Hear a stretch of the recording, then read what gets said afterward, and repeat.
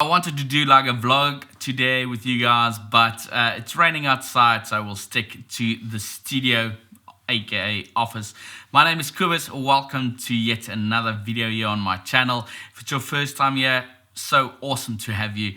If it's your second, third, fourth, fifth, always great to have you back. And today we are talking about 5 things I wish I knew when I started out as a professional photographer 10 years ago. So the number one thing that I wish I didn't do 10 years ago was to compare myself to other photographers.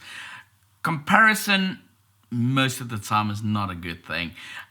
You might look at someone's work that you really don't like and they are really successful, and you can think by yourself, why is that person doing so well but their photography sucks?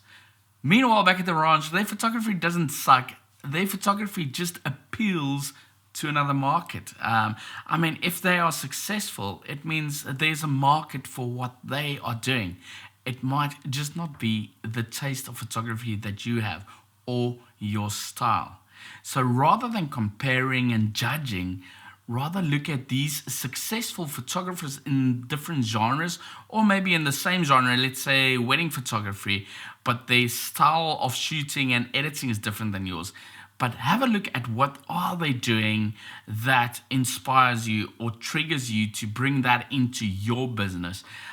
Because each and every one of those photographers are doing something right. Otherwise, they would not have any clients.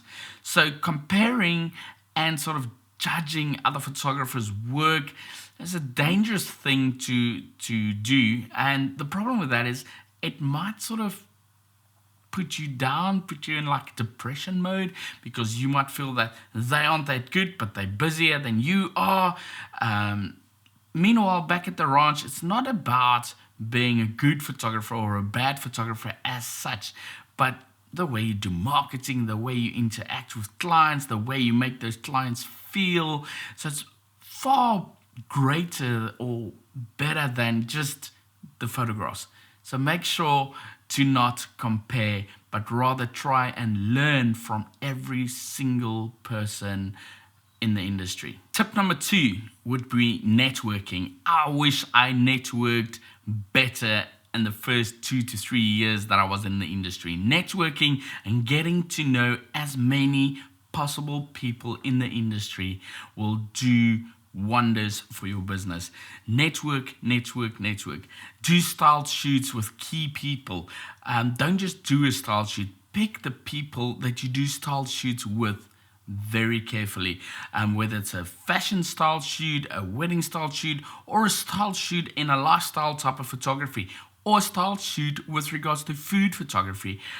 Whatever you do, choose key people and work with them and build your network.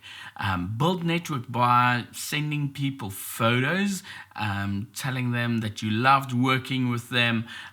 Yes, for instance, I think maybe you're doing a job for interior photography, but the client was the architect and you want to maybe give low-res images to the specific owner of the house or the hotel.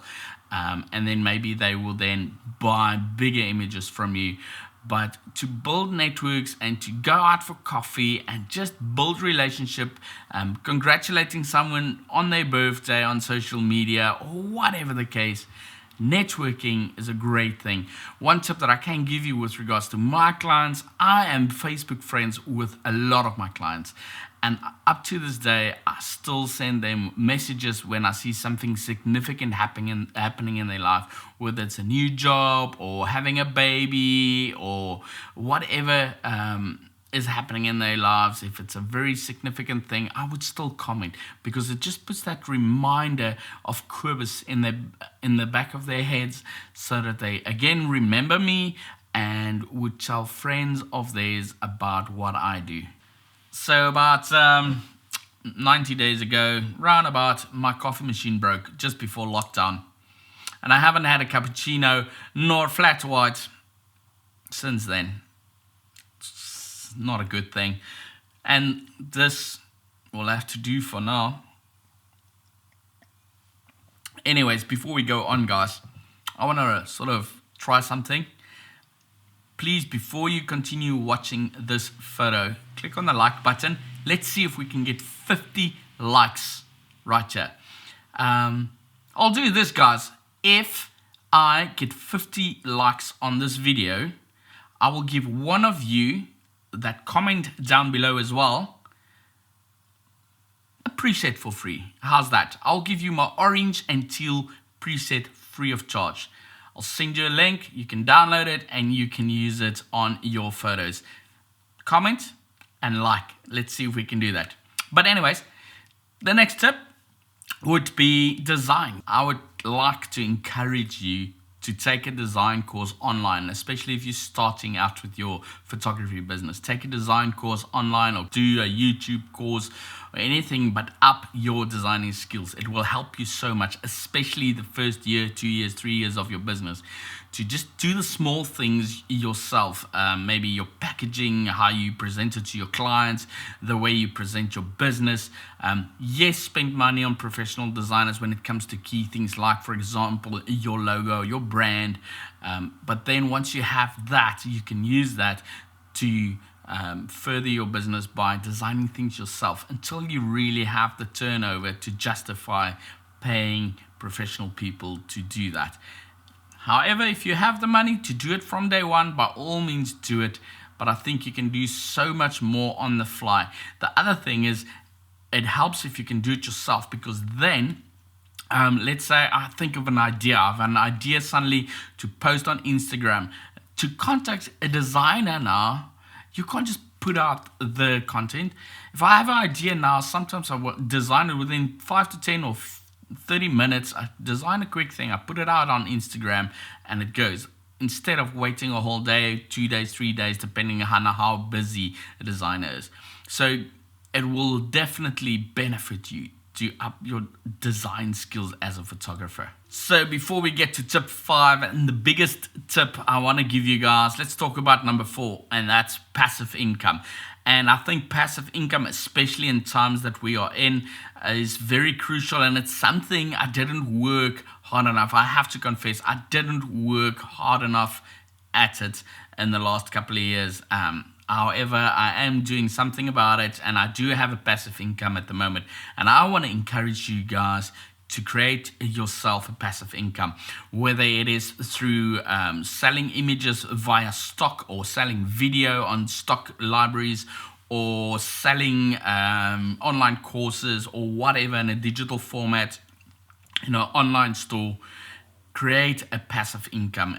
I think the tip goes hand in hand with diversifying. You have to diversify in order to get your business going, rather than having all your eggs in one basket. Guys, create a passive income. If you can do that from day one, it will benefit you so much. And then the last tip, guys, just want to take another sip here. The last tip, guys, would be to study the business of photography. And this is sort of taking all of the tips into one, is to study the business of photography harder than photography itself. It's great to up your Photoshop skills. It's great to up your Lightroom skills. It's great to up your flash skills and your way of shooting and the way you document certain things. That is brilliant, and you have to do it because it is your trade. You're into photography. But there's no point in having this brilliant ability to create amazing images, but you can't market yourself, or you can't run photography. For instance, I'm doing this whole YouTube thing, and I know it's a big learning curve for me. But what I'm doing now is I'm trying to learn the business sort of YouTube more than I am trying to create these incredible videos for you guys. Yes, creating good video content and having it at a high quality with good sound and everything is important, but there's no point in doing all this but I can't sort of push the channel itself forward. And I'm trying my utmost best to learn on YouTube from people who has done it. And the same with photography, guys. There's no point in having this amazing or these amazing photos and you can't market it and you don't know how to run the business of it. So guys, study the business of photography from day one And I would say make it a 60-40 or even a 70-30. That you spend more time on the business of it and learning the business of it and getting business skills and designing skills and all kinds of skills that you can help yourself to push your business and your brand forward. So that's a quick video on 5 things that I wish I knew 10 years ago when I started my photography business. And I hope it will help you to accelerate in your business and go forward faster than I ever did. And share it with friends, share it with anyone. Please share this video. Click on the like button, click on the subscribe button, and leave me a comment down below what you thought of it, if you have any questions, or what would you like to see next year on my channel. And I'll see you in the next one. Cheers.